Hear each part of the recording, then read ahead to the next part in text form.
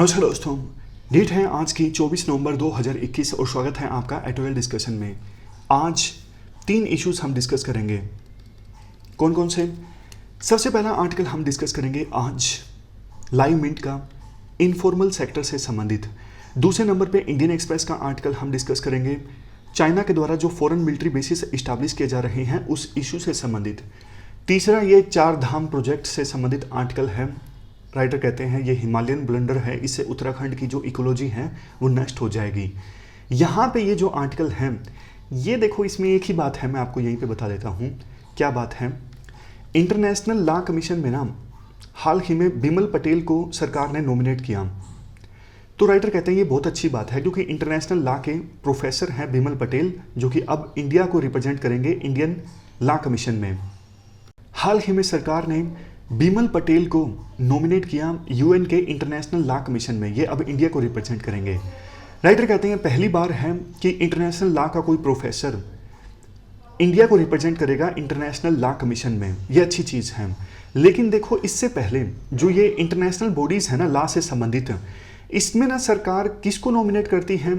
या तो देखो उसको नॉमिनेट कर देती है जिसने एक्सटर्नल अफेयर मिनिस्ट्री में लॉ एंड ट्रीटी डिवीजन में काम किया हो, मतलब कोई ब्यूरोक्रेट वगैरह हो, सिविल सर्वेंट रिटायर्ड हो, उसको सरकार नॉमिनेट कर देती थी। उनको इंटरनेशनल लॉ का इतना पता नहीं होता था।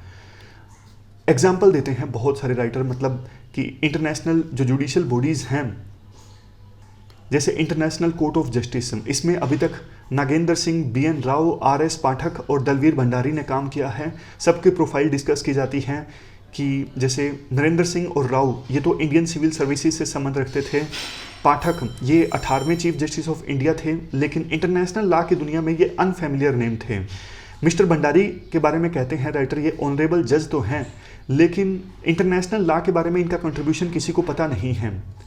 मतलब राइटर और भी काफ़ी सारे एग्जाम्पल्स देते हैं, जैसे WTO की जो एपिलेट बॉडी हैं उसमें इंडिया की जो रिप्रेजेंटेशन है उज्जवल सिंह भाटिया और AV गणेशन, ये दोनों जर्नलिस्ट ब्यूरोक्रेट रहे हैं, इनका इंटरनेशनल लॉ में कोई तजुर्बा नहीं था। उसी प्रकार से international tribunal for law of sea में PC राव और नीरू चड्डा ये भी एक्सटर्नल अफेयर मिनिस्ट्री की लॉ एंड ट्रीटी डिवीजन में काम करती थी, इनका भी इंटरनेशनल लॉ से संबंधित कोई तजुर्बा नहीं रहा है। तो मतलब ये सारे एग्जाम्पल्स देकर राइटर साबित करना चाहते हैं पास्ट में इंडिया बाकी देशों की तरह इंटरनेशनल लॉ के एक्सपर्ट्स को नहीं नॉमिनेट करता था इंटरनेशनल बॉडीज़ में, सिर्फ जो रिटायर्ड ब्यूरोक्रेट्स थे ज़्यादातर उन्हीं को नॉमिनेट कर देता था। जबकि देखो होना ये चाहिए एक ना इंडिपेंडेंट सर्च कम सिलेक्शन कमेटी हो जो कि मेरिटोरियस कैंडिडेट्स की एप्लीकेशन से इनवाइट करे, देखे कि किस कैंडिडेट की कितनी एक्सपर्टीज़ है इंटरनेशनल लॉ में, क्या रेपुटेशन है, उसके आधार पर इंडिया इन इंटरनेशनल बॉडीज़ में अपने कैंडिडेट्स को नॉमिनेट करे। क्योंकि देखो एक्सपर्ट इंडिया की तरफ से जाएंगे, अच्छा टैलेंट जाएगा तो वो इंडिया के इंटरेस्ट को बेहतर ढंग से प्रोटेक्ट कर सकेगा। तो इंडिया को ये जो इंटरनेशनल लॉ बॉडीज़ है ना, इनको रिटायर्ड ब्यूरोक्रेट्स का अड्डा नहीं बनाना चाहिए, बेस्ट टैलेंट को वहाँ पे भेजना चाहिए, यही राइटर का मेन पॉइंट है। कोट आज का आइंस्टाइन का है, imagination is more important than knowledge. Education से संबंधित ऐसे या एथिक्स में कुछ लिखना होना तब ये कोट आप इस्तेमाल कर सकते हो आइंस्टाइन का। देखो ये बात जब आइंस्टाइन ने बोली थी तब से ज़्यादा आज बल्कि बिल्कुल प्रैक्टिकल लगती हैं। ये बात मैं आपको बार बार बोलता हूँ, नॉलेज की आज के समय में वैल्यू नहीं है, किस पर्सन को कितना याद है ये फ़र्क नहीं पड़ता है। आज के समय में देखो इंटरनेट है, एक क्लिक करने पर आपको सारी इन्फॉर्मेशन मिल जाती है, किसी भी घटना के बारे में इतिहास आपको मिल जाता है, इंटरनेट पर सब कुछ मिल जाता है। तो नॉलेज की आज के समय में उतनी वैल्यू नहीं है जितना कि इमेजिनेशन, कोई बंदा कितना इमेजिन कर सकता है, कितना वो बंदा इनोवेटिव है, कितना वो अपनी नॉलेज का इस्तेमाल कर सकता है, ये सब चीज़ें ज़्यादा इंपॉर्टेंट हैं। तो चलिए डिस्कशन स्टार्ट करते हैं। First important article informal workers से संबंधित है। आप GS पेपर 3 के इस टॉपिक से आर्टिकल को रिलेट कर सकते हो। सबसे पहले आप मतलब बताइए इनफॉर्मल वर्कर्स कौन से वर्कर्स होते हैं। देखो इनफॉर्मल वर्कर्स वो वर्कर्स होते हैं जो सरकार को टैक्स नहीं पे करते, सरकार उनको डायरेक्टली मॉनिटर नहीं करती और उनको किसी प्रकार के जो सोशल सिक्योरिटी बेनिफिट्स हैं वो नहीं मिलते। जैसे आप किसी प्राइवेट कंपनी में काम करते हो, बड़ी MNC में, या फिर आप सरकार के लिए काम करते हो, तो आपका प्रोविडेंट फंड कटता है, आपको हेल्थ इंश्योरेंस का कवर भी मिलता है, बहुत सारे बेनिफिट्स आपको मिलते हैं उस ऑर्गेनाइजेशन से जिसके लिए आप काम कर रहे हो। लेकिन जो ये इनफॉर्मल वर्कर्स होते हैं, इनको इस प्रकार का कोई सोशल सिक्योरिटी बेनिफिट नहीं मिलता। अब आर्टिकल में कहा यह जाता है, हमारे देश में डिमोनेटाइजेशन आया, जीएसटी आया, उसके बाद कोविड-19 की महामारी आई और लॉकडाउन लगा। सबसे बड़ी जो मार पड़ी वो इन्हीं इनफॉर्मल वर्कर्स पे पड़ी, इनकी बहुत सारी जॉब छिन गई। इनफॉर्मल सेक्टर देखो हमारे देश की इकोनॉमी में काफ़ी कंट्रीब्यूट करता है और लार्जेस्ट जॉब प्रोवाइडर है। फॉर्मल सेक्टर में तो कम जॉब्स हैं, इनफॉर्मल सेक्टर में मैक्सिमम जॉब्स हैं हमारे देश में। लेकिन इनफॉर्मल सेक्टर देखो काफ़ी सारे इश्यूज से जूझ रहा है। उन इश्यूज की हम बात करते हैं एक एक करके। एक तो हमने बात की ही कि डिमोनेटाइजेशन आया, जीएसटी आया, उसके बाद कोविड-19 की महामारी के दौरान लॉकडाउन लगा, तो सबसे बड़ी जो मार पड़ी वो इनफॉर्मल वर्कर्स पे पड़ी। बहुत सारे जो इनफॉर्मल वर्कर्स हैं वो प्लान कर गए अपने घरों की ओर। कितना बड़ा माइग्रेशन क्राइसिस देखने को मिला, हम सब ने देखा, हमने काफ़ी सारे आर्टिकल्स भी डिस्कस किए। इसके बाद नेक्स्ट है decline in the wages of non agriculture workers. एक लेबर ब्यूरो का डेटा है 2 अगस्त 2021 के लिए। इस डेटा से पता लगता है जो नॉन एग्रीकल्चर वर्कर्स हैं ना, जो एग्रीकल्चर सेक्टर में काम नहीं करते, पिछले 2 सालों में उनके जो वेजेस हैं ना 1.6% पर एनम की रेट से कम हुए हैं, बढ़ने के बजाय। जबकि एग्रीकल्चर वर्कर्स के जो वेजेस हैं ना वो 0.4% रेट के हिसाब से कम हुए हैं। तो एक बड़ी बात है। फॉर्मल सेक्टर में सैलरीज इंक्रीज होती हैं, इनफॉर्मल सेक्टर्स में जो सैलरी है वो कम हो रही है। क्यों? क्योंकि देखो इतने सारे लोगों ने अपनी जॉब खो दी, तो जॉब मांगने वाले लोगों की संख्या ज़्यादा है, डिमांड ज़्यादा है लेकिन सप्लाई कम है, जॉब्स कम हैं। तो फिर इसलिए कम वेजेस पर भी वर्कर्स जो हैं वो जॉब करने के लिए तैयार हो जाते हैं। इसके बाद नेक्स्ट पॉइंट ये है, इनफॉर्मल सेक्टर का देश की इकोनॉमी में जो कंट्रीब्यूशन है ना वो भी श्रिंक हो रहा है। अब आपको देखो एक पल के लिए तो ये लगा होगा अच्छा ही तो है ना, अगर इनफॉर्मल सेक्टर में वर्कर्स की संख्या कम हो रही है तो इससे ज़्यादा अच्छी बात क्या हो सकती है। देखो आप ध्यान से इस पॉइंट को समझिए। इनफॉर्मल सेक्टर का देश की इकोनॉमी में कंट्रीब्यूशन कम हुआ है, इसका मतलब तो ये हुआ ना कि इनफॉर्मल सेक्टर में बहुत सारे लोगों ने जॉब लॉस कर दिया पिछले कुछ सालों में, और फॉर्मल सेक्टर जो है वहाँ पे प्रॉफिट इंक्रीज हो रहा है, वहाँ पे एक्टिविटीज़ इंक्रीज हो रही हैं।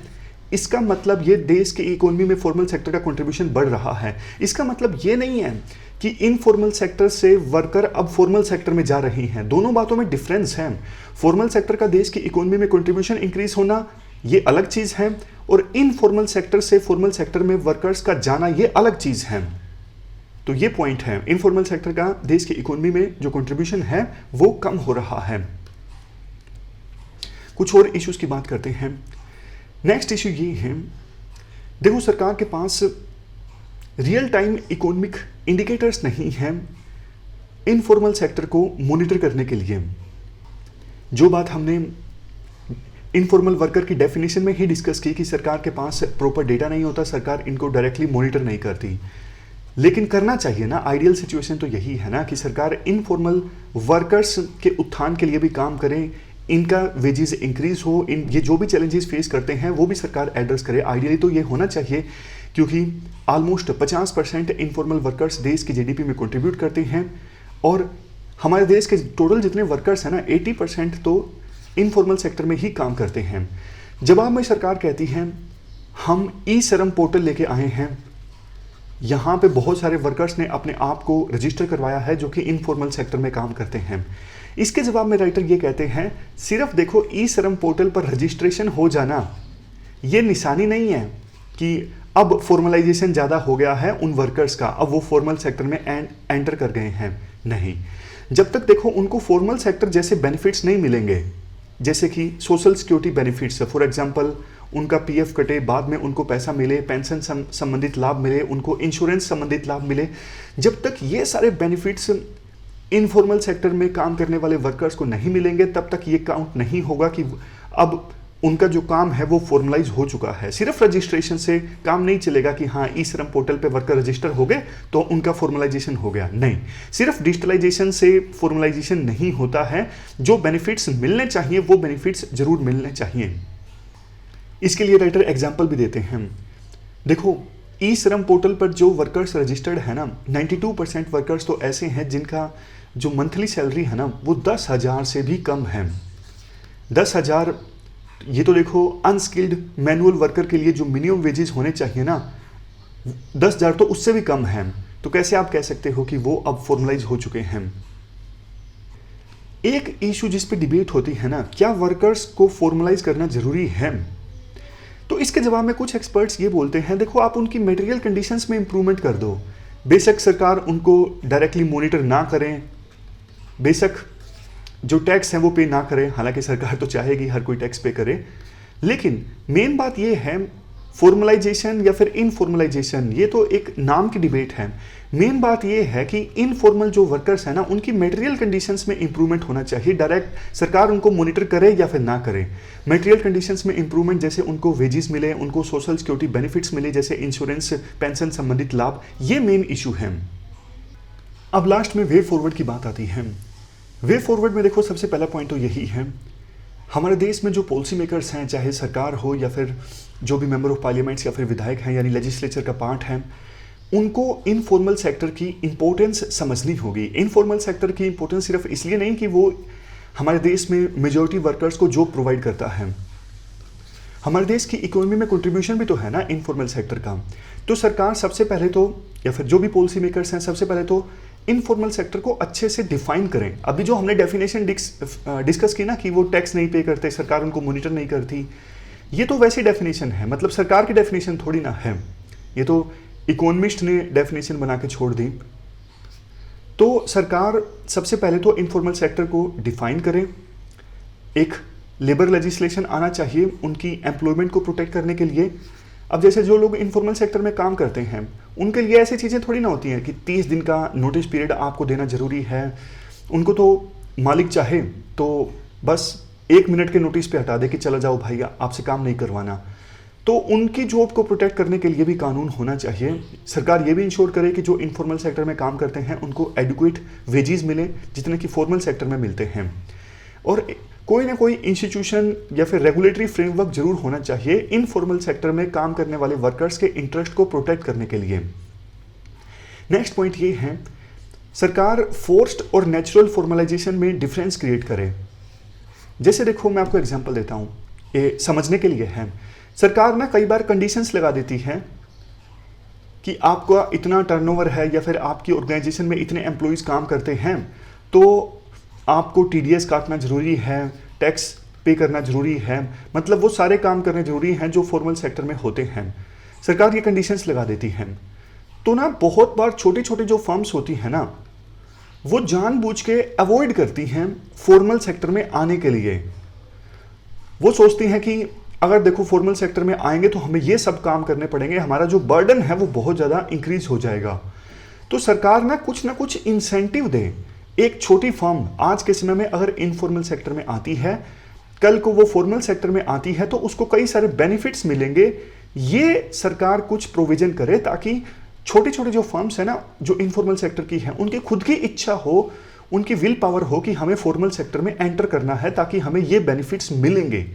सरकार तो फोर्स्ड फॉर्मलाइजेशन करवाना चाहती है जिससे छोटी फर्म्स को फायदा नहीं होता, इसलिए वो अवॉइड करते हैं, वो कुछ ना कुछ लूप होल ढूंढ लेते हैं कि ना हमें फॉर्मल सेक्टर में नहीं जाना है। तो सरकार जब तक इंसेंटिव नहीं देगी, जब तक कोई अच्छे प्रोविजंस नहीं करेगी फॉर्मल सेक्टर के लिए, तब तक वो छोटी फर्म्स जाना नहीं चाहेंगी फॉर्मल सेक्टर में। लास्ट में कंक्लूजन में इस पूरे आर्टिकल को समराइज किया जाता है, जो कि देखो इनफॉर्मल सेक्टर हमारे देश की इकोनॉमी में कंट्रीब्यूट करता है काफ़ी ज़्यादा और मेजॉरिटी ऑफ वर्कर्स को जॉब भी प्रोवाइड करता है। तो ये सरकार की जिम्मेदारी है, सरकार स्टेप्स उठाए इनफॉर्मल वर्कर्स की वर्किंग कंडीशंस को इम्प्रूव करने के लिए, उनको अच्छी जॉब अपॉर्चुनिटीज़ दिलवाने के लिए, उनके वेजेस इंक्रीज करवाने के लिए और एक अच्छा सा डेटाबेस भी सरकार मेंटेन करे। तो ये पूरा इशू हमने इनफॉर्मल सेक्टर के वर्कर्स से संबंधित डिस्कस किया। चलते हैं आगे। इसके बाद नेक्स्ट आर्टिकल सी राजा मोहन का चाइना के फॉरेन मिलिट्री बेसिस से संबंधित है। आप जीएस पेपर 3 के इस टॉपिक से आर्टिकल को रिलेट कर सकते हो। क्या कंटेक्स्ट है? देखो यूएई में चाइना अपना एक मिलिट्री बेस इस्टेब्लिश करना चाहता था। यहाँ पर देखो चोरी छुपे आबू धाबी पोर्ट पर चाइना अपनी एक मिलिट्री फैसिलिटी डेवलप कर रहा था, लेकिन यूएसए ने यूएई को प्रेशराइज किया कि भैया तुम क्या कर रहे हो, अबू धाबी पोर्ट पे चाइना चोरी छुपे मिलिट्री फैसिलिटी डेवलप कर रहा है, आप रोको, क्योंकि आप तो हमारे एलाई कंट्री हो ना, मतलब आप हमारे मित्र देश हो। तो यूएई ने चाइना को मना कर दिया, भाई अपनी दुकान जो है आप यहाँ से बंद कर दो और चले जाओ। तो आर्टिकल में कहा जाता है, देखो यूएई के ऊपर तो प्रेशर डाल दिया यूएस ने, लेकिन कंबोडिया के ऊपर प्रेशर नहीं डाल सका। चाइना अब वर्ल्ड में 2 जगह पे अपने जो मिलिट्री बेस हैं इस्टाब्लिश कर चुका है। चाइना ने अपना first foreign military base establish किया जिबूती में और दूसरा कंबोडिया में।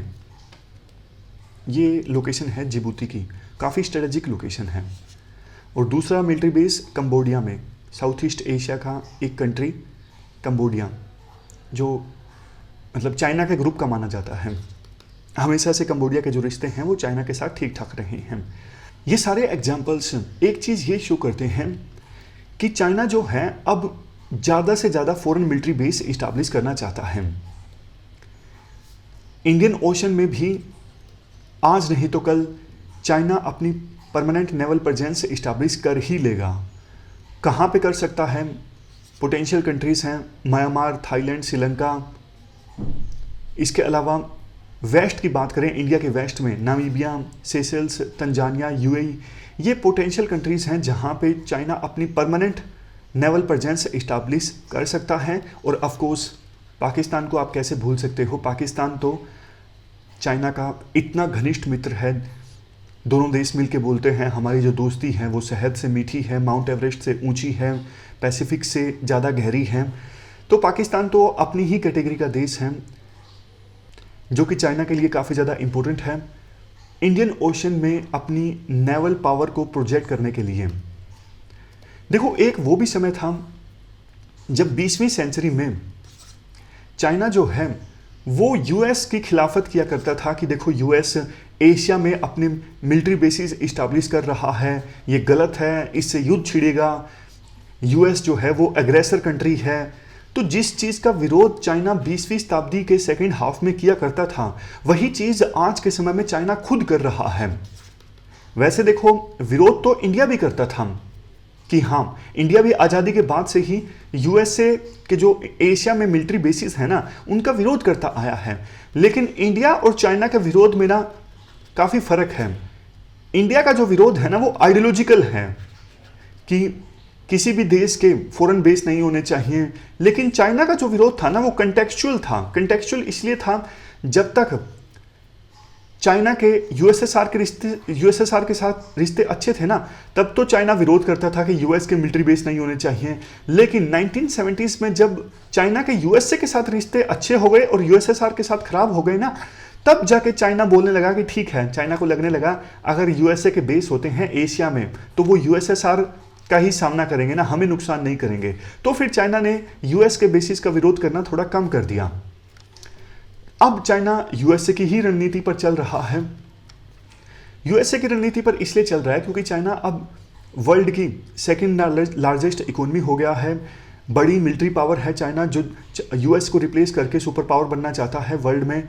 तो चाइना को लगता है कि हमारे जो इंटरेस्ट हैं वो सिर्फ अब चाइना में नहीं है, चाइना के बाहर भी हैं। देखो ये ना एक बड़ी डिबेट चली थी चाइना में कि क्या अब चाइना को थोड़ा बाहर निकल के देखना चाहिए, क्योंकि चाइना बहुत सारा एक्सपोर्ट कर रहा था और चाइना का जो एक्सपोर्ट है वो चाइना की इकोनॉमी में काफ़ी कंट्रीब्यूट करता था। तो चाइना के सिक्योरिटी इस्टेब्लिशमेंट में शुरू में एक डिबेट चली, शुरू में मतलब 2000 के बाद शुरुआती सालों में चाइना में डिबेट चली, क्योंकि हम इतना ज़्यादा एक्सपोर्ट करते हैं, दूसरे देशों में जो स्टेबिलिटी है उससे भी हमारे इंटरेस्ट प्रभावित होते हैं।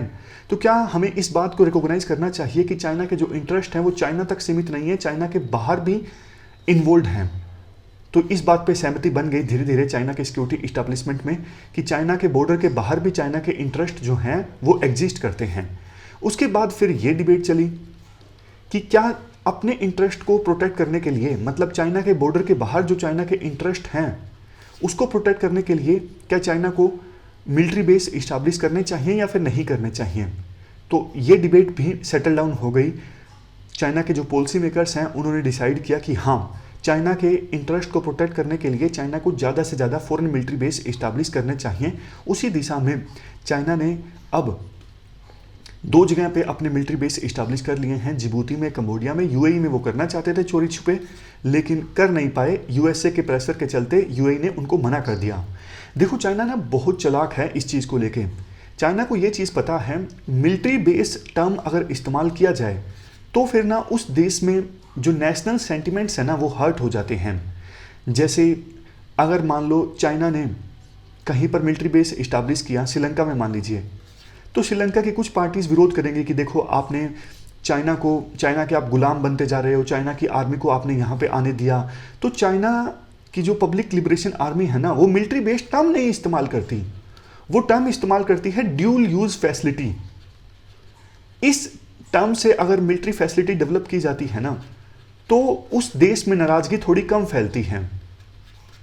चाइना ये बोल देता है कि हम सिविलियन यूज के लिए फैसिलिटी डेवलप कर रहे हैं, बट वो फैसिलिटी ऐसी डेवलप करते हैं जानबूझ के। जैसे श्रीलंका में उन्होंने जो पोर्ट बनाया है ना, कोलंबो पोर्ट, वहां पे हम्बनतोटा पोर्ट, वहां पे फैसिलिटी वो ऐसी डेवलप करते हैं, बोलते सिविलियन यूज की फैसिलिटी है, लेकिन असल में है फैसिलिटी इस प्रकार की, आज नहीं तो कल चाइना की जो नेवी है उस फैसिलिटी को यूज करके जानबूझ के वो बोलते इसलिए हैं सिविलियन यूज के लिए फैसिलिटी हमने डेवलप की है या फिर ड्यूल यूज फैसिलिटी डेवलप की है, ताकि उस देश में नाराजगी ना फैले कि आपने दूसरे देश को हमारे देश में आने दिया और वो मिलिट्री बेस आपने इस्टेब्लिश करने दिया चाइना को। इस बात को लेकर नाराजगी ना फैले, इसलिए वो इस प्रकार की टर्म्स इस्तेमाल करते हैं, सिविलियन फैसिलिटी या फिर ड्यूल यूज फैसिलिटी।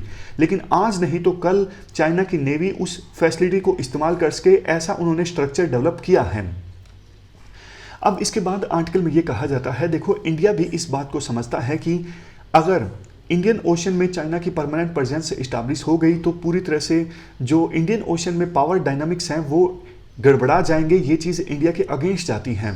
इसलिए इंडिया भी अपने जो लाइक माइंडेड कंट्रीज़ हैं ना, जैसे सिंगापुर हो गया, ओमान हो गया, इनके साथ अरेंजमेंट करके अपनी प्रेजेंस इन देशों में इस्टेब्लिश करना चाहता है। Even India Indo Pacific region में क्वाड है, जैसे और कोई लाइक माइंडेड कंट्रीज हैं उनके साथ मिलकर काम करना चाहता है। लॉजिस्टिक्स एग्रीमेंट इंडिया ने साइन किए हैं फ्रांस के साथ, यूएसए के साथ। तो मतलब ये है इंडिया भी चाइना का मुकाबला तो करना चाहता है, लेकिन चाइना जिस गति से आगे बढ़ रहा है ना फॉरेन मिलिट्री बेस इस्टेब्लिश करने में या फिर विभिन्न देशों के साथ पार्टनरशिप इस्टेब्लिश करने में ताकि कल को उनकी फैसिलिटी को यूज़ किया जा सके, इंडिया की स्पीड चाइना के मुकाबले में काफ़ी कम है। तो इस पर इंडिया को ध्यान देना होगा। फ्यूचर में ऐसा ना हो कि चाइना की जो प्रेजेंस है वो इंडिया को बिल्कुल घेर के खड़ी हो जाए और इंडिया जो है वो फिर प्रॉपर एक्शन ना ले सके अगर युद्ध की स्थिति डेवलप होती है।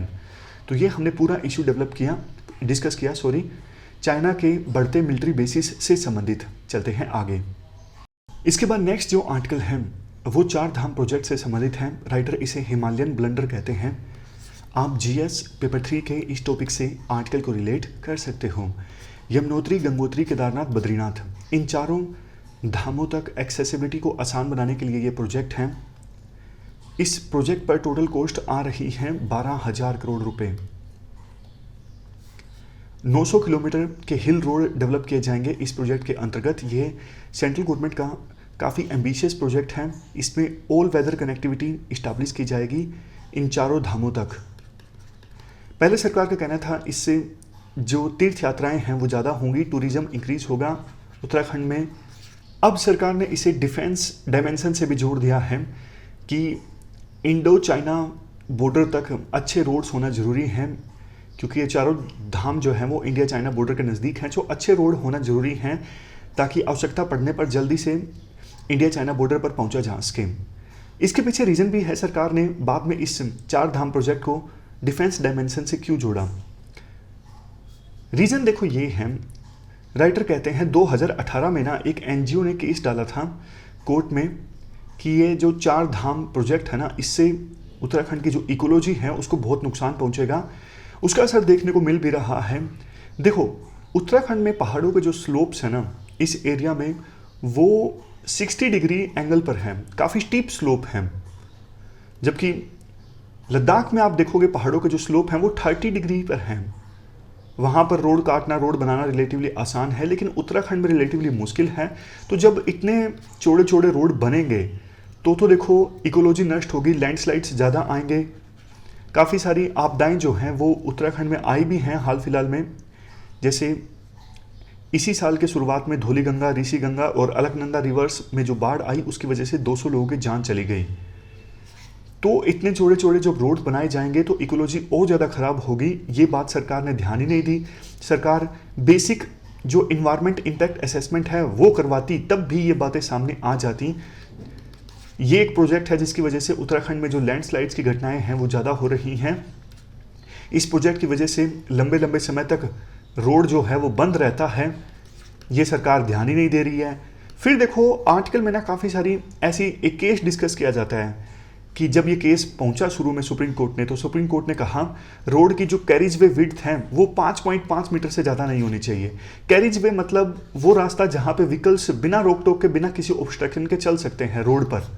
अगर मान लो ये रोड है, यहाँ पर कुछ वो बैरिकेड्स वगैरह कुछ लगा दिए, तो मतलब ये जो जगह है ना बैरिकेड के साइड वाली, ये कैरिज वे विड्थ में नहीं काउंट होती है। रोड की कैरिज वे विड्थ मतलब वो विड्थ जहाँ पे व्हीकल्स जो हैं वो बिना ऑब्स्ट्रक्शन के चल सकते हैं। तो ये काफ़ी सारी माइन्यूट डिटेल्स हैं जो एग्जाम के लिए उतनी इंपॉर्टेंट नहीं है। राइटर का मेन पॉइंट क्या है वो मैं आपको बता देता हूँ। राइटर कहना चाहते हैं, पहले देखो जब सुप्रीम कोर्ट ने ये आदेश दिया ना कि कैरिज वे विड्थ जो है वो 5.5 मीटर से ज़्यादा नहीं हो सकती, तो ना रोड ट्रांसपोर्ट मिनिस्ट्री जो है ना वो डिफेंस मिनिस्ट्री को ले आई। डिफेंस मिनिस्ट्री ने सुप्रीम कोर्ट में जाके बोला हमें चौड़े रोड चाहिए ताकि हमारे जो व्हीकल्स हैं वो आसानी से मूव कर सकें। तो मतलब रोड ट्रांसपोर्ट मिनिस्ट्री की नहीं चली, तो इसलिए डिफेंस मिनिस्ट्री को ले आई सेंट्रल गवर्नमेंट, ताकि सुप्रीम कोर्ट में डिफेंस का हवाला दिया जा सके कि रोड जो चौड़ा हम कर रहे हैं इस प्रोजेक्ट के अंतर्गत उसकी आवश्यकता है। अब समझ में आ गया कि सरकार ने डिफेंस डायमेंशन से कैसे जोड़ा इस प्रोजेक्ट को। इसके बाद नेक्स्ट पॉइंट में राइटर बोलते हैं, सरकार कहती है कि हम जब ये रोड बनाएंगे ना तो इसके नेगेटिव कंसिक्वेंसेस ना हों, उसको कम करने के लिए हम प्रयास करेंगे। राइटर इसके जवाब में कहते हैं कि मिटिगेशन सॉल्यूशन नहीं है। आप रोड बनाओगे तो लैंडस्लाइड्स आएंगे, कंस्ट्रक्शन एक्टिविटी के कंसिक्वेंस है लैंडस्लाइड्स। तो prevention and regulation of activities only effective way है ये इंश्योर करने के लिए कि जो फ्रेजाइल माउंटेन्स हैं, कमजोर जो माउंटेन्स हैं, वो ज्यों के त्यों बरकरार रहें और लैंडस्लाइड, फ्लड्स जैसी घटनाएं ज़्यादा ना हों। लास्ट में राइटर बोलते हैं, देखो जो उत्तराखंड है ना वो गॉड्स का घर है। यहाँ पे आप इस प्रकार से अंधाधुंध कंस्ट्रक्शन एक्टिविटीज़ करोगे ना तो पहाड़ों की जो इरोजन रेट है वो इंक्रीज होगी। जो पहाड़ों से एकदम वेस्टिंग होती है ना, बड़े बड़े पत्थर वो नीचे आ जाते हैं। कई बार तो पूरी की पूरी जो पहाड़ों की सोइल है वही खिसक जाती है। ये ग्रेविटी के कारण होता है और इसलिए होता है क्योंकि पहाड़ जो हैं वो काफ़ी कमज़ोर हो गए होते हैं कई सारे रीजन्स की वजह से, जैसे अर्थक्वेक या फिर कंस्ट्रक्शन एक्टिविटी जो भी हैं। तो पहाड़ से आपने देखा कि बड़ी बड़ी चट्टानें नीचे आ गई, इवन मिट्टी जो है वही खिसक गई। इसे कहते हैं मास वेस्टिंग। तो ये जो घटनाएं हैं वो ज़्यादा होंगी अगर इस प्रकार से अंधाधुंध कंस्ट्रक्शन एक्टिविटीज़ होंगी। तो सरकार को ये हिमालयन ब्लंडर नहीं करनी चाहिए और गॉड्स का जो अबोर्ड है उसे सुरक्षित रखना चाहिए। तो ये हमने पूरा आर्टिकल डिस्कस किया। हमारी आज की इस डिस्कशन में इतना ही है। Thank you very much for discussion.